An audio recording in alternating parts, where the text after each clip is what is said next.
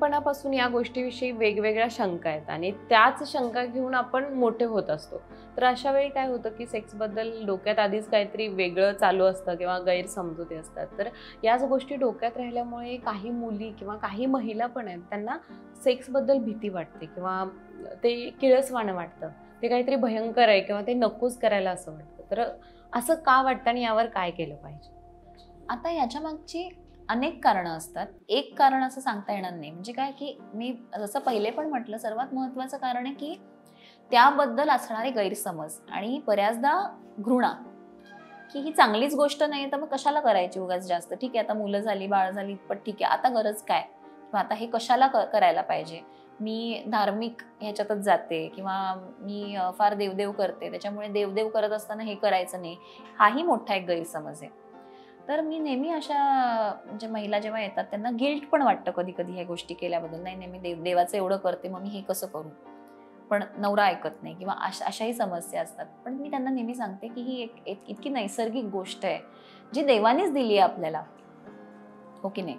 तर त्याबद्दल देवाला काही आक्षेप असायचं तसं कारण नाहीये. त्याच्यामुळे तुम्ही गिल्ट फ्री राहून ह्या गोष्टी करत जा. तर त्याच्यामुळे गिल्टचा हा खूप बऱ्याचदा भाग असतो, की नाही ही गोष्ट चांगली नाही, ही नाही केली पाहिजे. हा एक भाग झाला. दुसरं महत्त्वाचं कारण असं, की तेवढी भावनिक जवळीकही लागते नवऱ्याबरोबर किंवा आपल्या पार्टनर बरोबर आपण म्हणू. जर तुमची रोज भांडणं होत असतील किंवा नवरा उदाहरणार्थ दारूच पितो रोज, तर दारू पिऊन येणाऱ्या नवऱ्याच्या जवळ जावंसं त्या स्त्रीला का बरं वाटेल? मग त्याच्यामुळे हे एक महत्त्वाचं कारण आहे, की जर तुमच्या भावनिक गरजा सॅटिस्फाय होत नसतील, तर तुम्हाला फिजिकली त्या माणसाच्या क्लोज जावं, ही इच्छा निर्माण होणारच नाही. त्याच्यामुळे हे खूप महत्त्वाचं कारण आहे. तिसरं महत्त्वाचं कारण म्हणजे, की जसं वय वाढत जातं किंवा जशा जबाबदाऱ्या वाढत जातात. आता सुरुवातीला लग्न झाल्या उदाहरणार्थ सुरुवातीला 2-3 वर्ष बाकी तशा काही मुलांच्या जबाबदाऱ्या वगैरे नसतात.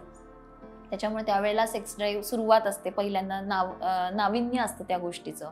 त्याच्यामुळे डिझायर जास्ती असतं. हळूहळू जसं ते रुटीन होत जातं, कुठलीही गोष्ट बघा सुरुवातीला आपल्याला जास्त एक्साइटमेंट असते. जसं ते रुटीन होत जातं तसं त्यातली एक्साइटमेंट कमी होते आणि कधी-कधी डिझायरही कमी होऊ शकतं.